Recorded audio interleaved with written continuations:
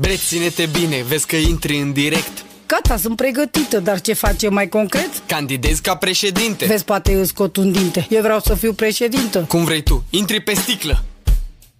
Bre, zi-mă ta ceva. Ce să zic? Zi tu așa, bună ziua, dragi români. Repete după mine. Bună ziua, dragi români. Mă aflu în fața voastră. Mă aflu pe fața voastră. În fața, nu pe față. Mă afum în fața voastră. Bre, mata, nu te afumi, că nu ești mata costiță. Nu vorbi tu de mâncare, când faci poftă de crniță. O să fac autostrăzi. O să fac autostrăzi. O să vă măresc salariu. O să îmi măresc salariul. La oameni, nu la mata. La oameni și lui măta.